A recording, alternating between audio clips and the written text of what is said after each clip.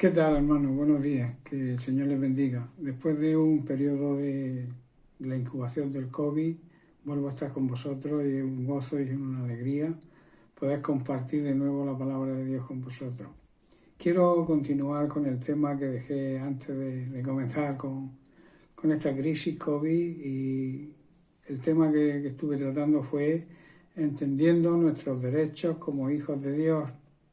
Decíamos que nuestra responsabilidad como hijos de Dios es creer y confiar plenamente en sus promesas y permanecer firmes en los derechos que hemos recibido al adquirir el derecho legal, la autoridad de ser hijos de Dios cuando nacemos de nuevo, cuando entregamos nuestra vida a Jesucristo.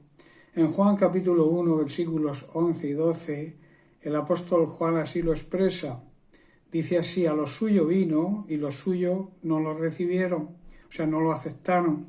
Mas a todos los que le recibieron, a todos los que le aceptaron, a los que creen en su nombre, les dio potestad, que como he dicho significa derecho legal, de ser hechos hijos de Dios. Por tanto, el primer paso es conocer y entender nuestra posición y nuestros derechos, que los recibimos cuando nos convertimos en hijos de Dios. En segundo lugar, el creyente, el nacido de nuevo, debe vivir en la confianza y en la fe basadas en la voluntad de Dios, y así poder reclamar los derechos que nos corresponden por pertenecer a la familia de Dios. Y finalmente hay una necesidad de mantenernos firmes en nuestra fe para lograr avanzar y crecer en nuestra relación con Dios. Como hijos de Dios, a partir del nuevo nacimiento, tenemos unos derechos, y unos derechos legales, unos derechos que nos pertenecen como hijos y que necesitamos conocer. Digamos que hay una verdad central en todo este tema, que es que a partir de que una persona pasa a ser un hijo de Dios, pasa a formar parte de la familia de Dios, Satanás ya no tiene derecho legal alguno sobre esa persona. Bien, vamos a analizar, hasta ahora hemos estudiado dos de esos derechos. Vamos a repasar por encima y rápidamente lo que hemos estudiado hasta ahora. El primer derecho es la redención. Redimir significa comprar la esclavitud de alguien pagando un precio. En otras palabras, en nuestro caso, Dios nos compró a nuestro dueño recordemos que era Satanás, al cual le pertenecíamos por nuestro pecado. Esa redención, ese rescate de Dios para el hombre fue completo, fue absoluto, fuimos ganados de nuevo para Dios mediante un gran precio, que no es otro que la sangre de Jesucristo, el sacrificio de Jesucristo en la cruz. En 1 de Pedro 1, 18 y 19 leemos, dice el apóstol Pedro: sabiendo que fuisteis rescatados de vuestra vana significa inútil, vacía, manera de vivir, o sea, una vida de pecado, la cual recibisteis de vuestros padres, o sea, os viene de la firma de vivir, de la forma que vivían vuestros antepasados, no con cosas corruptibles, o sea, no se pagó un precio con algo corruptible, como el oro o la plata, sino con la sangre preciosa, o sea, significa de gran precio, de Cristo, como de un cordero sin mancha y sin contaminación. El siguiente derecho que analizamos fue la santificación. Hay un concepto básico en cuanto a la santificación, que es estar separado, estar apartado de todo tipo de contaminación, puestos en una condición favorable y dedicados a servir a Dios. Digamos que ese es el concepto básico de la santificación. El creyente, al nacer de nuevo, es santificado por Dios, tiene un nuevo lugar espiritual de privilegio junto a Cristo, quien está a la diestra del Padre en los lugares celestiales. Esta condición, esta posición, nada ni nadie la puede cambiar. En el Nuevo Testamento hablamos en un doble sentido sobre el concepto de santificar. En primer lugar, Jesucristo nos santifica con su sacrificio, y luego está la santificación, la vida de santidad que debe llevar todo creyente verdadero y que ha sido santificado por Cristo. porque Jesucristo es quien realmente nos santifica, se santifica a sí mismo y santifica a los que son suyos. En Juan capítulo 17, versículo 17, en su oración sacerdotal, Jesús le clama al Padre y le dice: santifícalos en tu verdad, tu palabra es verdad. Por tanto, Jesucristo es quien santifica a los suyos, separándolos y comprándolos, adquiriéndolos para Dios por medio de su muerte, y los capacita también para un culto nuevo, una nueva forma de amar a Dios, una nueva forma de tributar ese amor a Dios que le debemos gracias a su don inefable, a esa gracia que nos concede en Jesucristo para la salvación de las almas. Por otra parte, la Biblia enseña que la voluntad, el deseo de Dios, es nuestra santificación. En otras palabras, el deseo de Dios es que vivamos en santidad. En 1 de Tesalonicenses, capítulo 4, versículo 3, el apóstol Pablo declara, dice: pues la voluntad, el deseo de Dios es vuestra santificación, que os apartéis de fornicación. Seguimos pues con los derechos. Otro de los derechos, y también un gran privilegio que nos pertenece como hijos, es el ministerio, el trabajo de la reconciliación. En 2 de Corintios capítulo 5, verso 17, leemos, donde Pablo dice: de modo que si alguno está en Cristo, nueva criatura es, o sea, nueva creación es. Las cosas viejas pasaron, he aquí, todas son hechas nuevas. Y todo esto proviene de Dios, que nos reconcilió consigo mismo por medio de Cristo y nos encargó el ministerio de la reconciliación. Y el verso 19 dice que Dios estaba en Cristo reconciliando consigo mismo al mundo, no tomándoles en cuenta a los hombres sus pecados, y nos encargó a nosotros, nos delegó a nosotros la palabra de la reconciliación. La reconciliación, el concepto básico de la reconciliación es el siguiente: es el restablecimiento de la amistad del hombre con Dios, pues entre ambos reinaba y reina hoy como consecuencia del pecado una enemistad, y es la eliminación de esa enemistad en un profundo acuerdo de nuevo entre el ser humano y Dios, y esa consecuencia nos trae la salvación, nos trae la reconciliación, y al ser reconciliados con Dios, Dios nos exige, nos encarga que podamos también reconciliar al resto de seres humanos que no le conocen, que podamos relacionarlos, reconciliarlos de nuevo con Él. Pablo enseña que la reconciliación es una muestra del amor de Dios. En Romanos 5:10 lo leemos. Dice: porque si siendo enemigos fuimos reconciliados con Dios por la muerte de su Hijo, mucho más estando reconciliados seremos salvos por su vida. Dicho de otra manera, en otra traducción dice: pues como nuestra amistad con Dios quedó restablecida por la muerte de su Hijo, cuando todavía éramos sus enemigos, con toda seguridad seremos salvos por la vida de su Hijo. Y esa reconciliación, hermanos, solo se recibe a través de Jesucristo. Verso 11 dice: y no solo esto, sino que también nos gloriamos en Dios por el Señor nuestro Jesucristo, por quien hemos recibido ahora la reconciliación. Y en Romanos 5:11 también leemos: así que ahora podemos alegrarnos por nuestra nueva y maravillosa relación con Dios, gracias a que nuestro Señor Jesucristo nos volvió a hacer amigos de Dios. Leemos de nuevo en 2 de Corintios 5:19, dice: pues Dios estaba en Cristo reconciliando al mundo consigo mismo, no tomando más en cuenta el pecado de la gente, de las personas, de los seres humanos, y nos encargó a nosotros, su familia, sus hijos, su iglesia, este maravilloso mensaje de reconciliación. Dios estaba en Cristo, hermanos, demostrando ahí la divinidad de Cristo, reconciliando al mundo consigo mismo. La acción espontánea de Dios porque recordemos que Él es quien toma la iniciativa, la decisión de crear un plan de salvación y de reconciliación del hombre con Dios, anula esa acción espontánea de Dios, anula la enemistad que mantenía y que mantiene el ser humano con su Creador, al convertirnos en una nueva creación, una naturaleza redimida, comprada, que capacita al ser humano para llevar una vida de comunión y amor con Dios. Esa nueva creación, esa nueva naturaleza redimida dentro del ser humano capacita a éste para llevar una vida de comunión y gran amor con Dios y también con todo lo que Dios ama. Pablo está diciendo que ahora podemos sentirnos gozosos y alegres de poder tener una nueva, maravillosa relación de amor y amistad con Dios.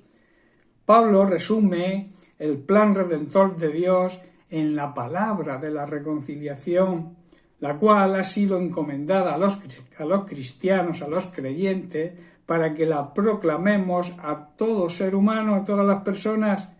Debemos también saber que reconciliar significa volver a unir lo que fue separado o fue interrumpido por culpa del pecado. Es un alto privilegio que otorga Dios a la Iglesia, a los que somos sus hijos, a los que somos los creyentes verdaderos. Es un gran privilegio llevar a otros hombres y mujeres a ser salvos, a ser reconciliados de nuevo con Dios. Dios nos lo encargó a nosotros, sus hijos. Es nuestra gran responsabilidad, pero también es un maravilloso privilegio. Ni los ángeles tienen ese privilegio, hermanos. En 2 Corintios 5:20, Pablo dice: así que somos embajadores, que significa representantes del cielo aquí en la tierra, en el nombre de Cristo, como si Dios rogase por medio de nosotros. Dios hace un llamado a la humanidad por medio de nosotros. Dice: os rogamos en el nombre de Cristo, reconciliaos con Dios, en otras palabras, volveos a Dios. Por tanto, ahora somos embajadores de Dios aquí en la tierra, en el nombre de Cristo. En Hechos 1:8, Jesús, en el momento de su ascensión a los cielos, dijo: pero recibiréis poder cuando haya venido sobre vosotros el Espíritu Santo, y me seréis testigos en Jerusalén, en toda Judea, en Samaria y hasta lo último de la tierra. El último rincón de la tierra. Debemos ser testigos del poder que hemos recibido de parte de Dios para ser testimonio de la verdad, para testificar sobre lo que Jesucristo hizo por nosotros en una cruz hace más de 2000 años en el Calvario. Por tanto, hermanos, fuimos reconciliados con Dios por medio de Cristo y recibimos entonces el derecho y el privilegio, porque hoy la Iglesia es el cuerpo de Cristo, tenemos ese privilegio y ese derecho de reconciliar a todo ser humano con Dios. Ese nuestro ministerio, es nuestro trabajo. Y eso lo hemos recibido ese poder que anuncia el libro de Hechos cuando nos convertimos y nacimos de nuevo. Ahora debemos actuar como testigos, testificar, ser testigos, manifestando el poder y proclamando lo que hemos visto y oído y llevando al ser humano a la reconciliación con Dios. Por último, otro de los derechos y también un gran privilegio de ser hijos de Dios es la justicia. La justicia es la forma recta de comportarse en una relación determinada, en este caso, una relación entre Dios y nosotros. La justicia de Dios manifiesta su fidelidad como parte de su esencia. Dios es fiel. Primero es fiel consigo mismo y luego con su pacto con aquellos que le obedecen y cumplen su parte del pacto. Esto significa dar a cada uno lo que merece. A esto se le llama justicia. Dios es un Dios justo y es un Dios recto. Todos sus caminos, dice la Biblia, son justos y no hay iniquidad ni maldad en él. Dios no puede actuar en contra de su naturaleza. Recordemos que el amor, la fidelidad y la justicia siempre van de la mano y son la esencia de Dios. Él es la roca, es nuestra fortaleza y esto es un derecho que nos corresponde como sus hijos. En el Salmo 92, el salmista habla de los derechos de los hijos de Dios. Leemos el verso 12 cuando dice: el justo florecerá como la palmera, crecerá como cedro en el Líbano. Verso 13, plantados en la casa del Señor, en los atrios de nuestro Dios florecerán. Verso 14 dice: aún en la vejez darán fruto, estarán vigorosos y verdes, para anunciar, o sea, con el propósito de anunciar que Dios es nuestra fuerza y que es recto y que en Él no hay injusticia, para anunciar que nuestro Dios, hermanos, es recto y, como he dicho, no hay ningún tipo de injusticia en Él. El amor, hermanos, la fidelidad, la justicia y el derecho son la base, son el cimiento de su trono. En el Salmo 97, versículo 2, el salmista declara: nubes y oscuridad resplandecen alrededor de él, justicia y juicio son el cimiento, la base de su trono. Hermanos, Dios es el autor de toda justicia, es quien autoriza al rey y al juez da autoridad. Analizando la Biblia, vemos que la justicia de Dios en el Antiguo Testamento se asocia constantemente con su obra salvadora y con su amparo a los más débiles y menos favorecidos, o sea, los pobres, los huérfanos, las viudas y los forasteros. Vemos la continua preocupación bíblica de Dios sobre este tema, y también en el Nuevo Testamento vemos a Jesucristo también con la misma visión. Cuando los seres humanos, hermanos, infringen las condiciones del pacto de Dios, la justicia de Dios los condena y los castiga. Todo buen juez hace esto y nadie lo critica, porque es lo que un buen juez debe hacer justicia. Esto habla también de disciplina, que como un buen padre nos aplica esa disciplina cuando la merecemos. Eso también se considera uno de nuestros derechos como hijos, ser disciplinados por el Señor. En Hebreos 12 leemos los versículos del 5 al 7, donde el escritor lo define así: y habéis ya olvidado la exhortación que como a hijos se os dirige, diciendo: hijo mío, no tengas en menosprecio, no menosprecies la disciplina del Señor, ni desmayes, ni pierdas el aliento cuando seas reprendido por Él. Y dice el verso 6, porque el Señor al que ama disciplina y castiga, como todo buen padre, a todo el que recibe por hijo. Y dice el verso 7, si soportáis la disciplina, Dios os trata como a hijos. Dice, y hace la siguiente pregunta: porque ¿qué hijo es aquel a quien el padre no disciplina? En Proverbios, en el libro de la sabiduría de Salomón, en el capítulo 15, verso 32, leemos: el que tiene en poco la disciplina menosprecia su alma, mas el que escucha la corrección tiene entendimiento. En otras palabras, tiene sabiduría, es sabio. Hermanos, debemos tener en cuenta que aunque Dios perdona la iniquidad, perdona la rebelión y perdona el pecado, no tiene por inocente al culpable, al malvado. Eso lo leemos en Éxodo capítulo 34, verso 7, sino que juzga a sus siervos, condena al impío y justifica al justo para darle conforme a su justicia, que es, como hemos dicho, nuestro derecho como hijos. La justicia de Dios, por tanto, se aplica en virtud de la fe y la obediencia a la palabra de Dios. Esta justicia, hermanos, se revela plenamente en el Nuevo Testamento en la figura de Jesucristo, mediante su sacrificio y su resurrección, convirtiéndose en nuestro derecho como hijos de presentarnos ante Dios sin sentirnos culpables, porque hemos sido perdonados, hemos sido declarados inocentes al haber confesado y haber reconocido a Cristo como nuestro único y suficiente Salvador.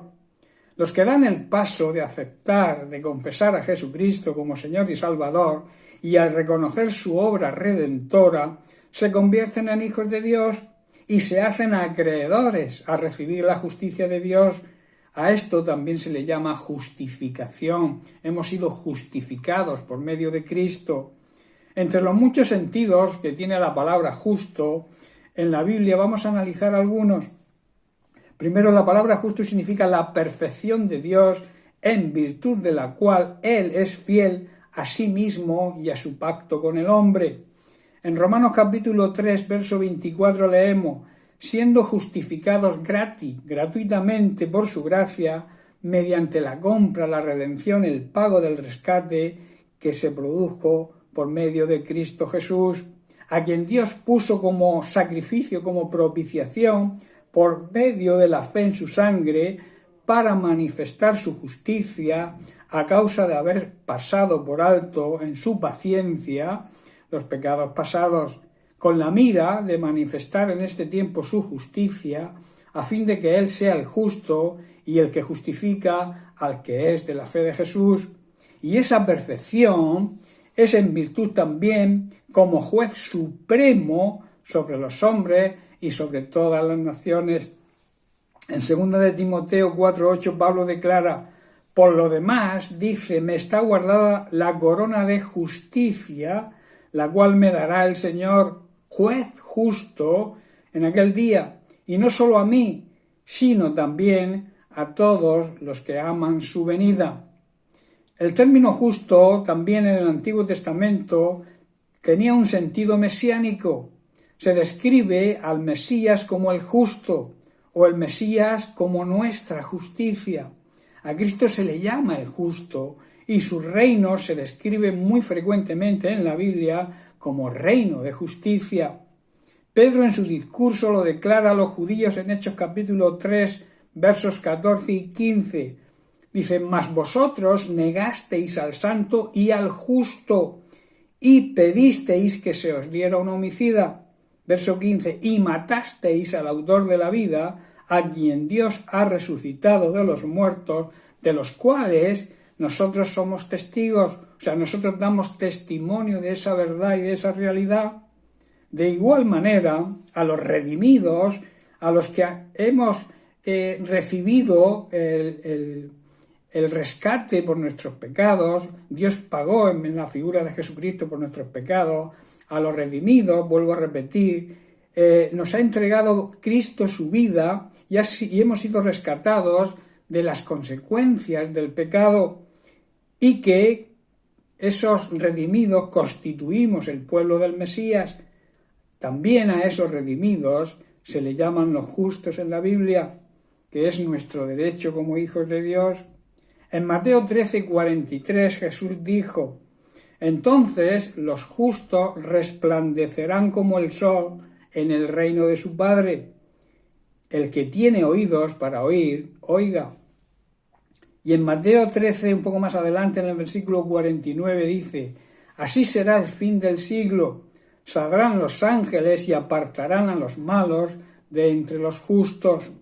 Y en 1 de Pedro 4:18, Pedro declara: y si el justo con dificultad se salva, ¿en dónde aparecerá el impío y el pecador? Sigamos analizando los términos de la palabra justo. Muchas veces justicia en la Biblia significa misericordia también, generosidad y ayuda al necesitado. En Mateo 23:23 Jesús acusa a escribas y fariseos. Dice: ay de vosotros, que quiere decir qué mal os va a ir, escribas y fariseos hipócritas, porque diezmáis la menta y el eneldo y el comino, y dejáis lo más importante de la ley, que es la justicia, la misericordia y la fe. Esto es necesario hacer sin dejar de hacer lo otro, aquello. Otro sentido de la palabra justo es que generalmente en el Nuevo Testamento justicia se concibe como una relación personal con Dios. El justo es aquel a quien el rey acepta. El justo es nuestro derecho de hijo de Dios e implica fidelidad, o sea, implica nuestra obligación de ser fiel a Dios en todo, porque todo derecho implica una obligación. En Romanos 5.1 Pablo dice, justificados pues por la fe, y recordemos que la fe implica obediencia, creer, va acompañada siempre de la palabra obediencia, o sea, creer significa también obedecer. Dice, tenemos paz con Dios por medio de nuestro Señor Jesucristo. Este parece ser también el sentido de la frecuente relación que hay entre el reino de Dios y su justicia, y también que ese reino constituye el camino de justicia, la forma de caminar de los justos. Por este motivo, la justicia equivale a la nueva manera de vivir que nace de la fe en Cristo Jesús. Esta vida cristiana es a lo que se llama verdaderamente justicia. En muchos pasajes bíblicos lo vemos. En Santiago 3:18 leemos, y el fruto de justicia se siembra en paz para aquellos que hacen la paz. Y en 1 de Juan 2:29 dice, si sabéis que Él es justo, sabed también que todo el que hace justicia es nacido de Él. Otro sentido de la palabra justo. En muchos pasajes, los mismos términos griegos sobre justicia significan justificación, que es una acción vicaria, algo que se hace en nuestro lugar, que se hace en vez de nosotros, donde nosotros deberíamos estar, donde nosotros deberíamos haber pagado el precio de nuestra traición, de nuestro pecado. Jesucristo en un acto vicario murió por nosotros. En Romanos 6:6 Pablo así lo declara, dice, sabiendo esto, que nuestro viejo hombre fue crucificado juntamente con él, con Cristo, o sea, como he dicho, donde deberíamos haber estado nosotros, estaba Jesucristo muriendo en nuestro lugar, dice, para que el cuerpo del pecado sea destruido, a fin de que no sirvamos más al pecado, o sea, no vivamos más esclavos del pecado. Sepamos ya para terminar, por último, que tenemos un gran derecho y un gran privilegio como hijos de Dios, que es la justicia de Dios aplicada a nosotros. Recibimos lo que merecemos como hijos, pero eso también implica una gran responsabilidad, y esa responsabilidad es que debemos ser justos e imitar al justo de los justos, imitar a nuestro Señor y Salvador Jesucristo. Y para concluir y haciendo un pequeño resumen, quiero terminar este mensaje con la siguiente conclusión. Debemos conocer y debemos hacernos acreedores, hacernos dignos merecedores de los derechos y también de las obligaciones que conlleva el ser hijos de Dios, que conlleva pertenecer a la familia de Dios, que es un gran honor y es un gran privilegio. Se puede resumir todo lo que hemos compartido en primeramente los derechos como hijos. Primer derecho a la redención. Hemos sido redimidos. Al reconocer a Jesucristo como Señor y Salvador, somos redimidos, somos rescatados, comprados y librados de la maldición de la ley. También tenemos el derecho a ser santificados y la obligación de vivir en santidad. También debemos saber que tenemos el derecho de ser reconciliados con Dios y también la obligación, como hemos dicho, cada derecho lleva una obligación, el derecho y la obligación de reconciliar al ser humano con Él, con Dios. Y por último, tenemos el derecho a ser justificados por Dios por medio de nuestro Señor y Salvador Jesucristo y la obligación de practicar la justicia, ser justos en toda nuestra manera de vivir. Hermanos, hasta aquí el mensaje que traía para hoy. No quiero terminar sin dar las gracias por vuestras oraciones, porque gracias a Dios estamos recuperándonos fuertemente. estamos fieles y nos mantenemos firmes en la fe, sabiendo que Dios está en control de todas las circunstancias. Marisa está bien, está mejorando poco a poco, seguramente este próximo lunes le den el alta. Así que os agradezco mucho vuestras oraciones y sobre todo a Dios por ser tan fiel con nosotros. Que el Señor les bendiga.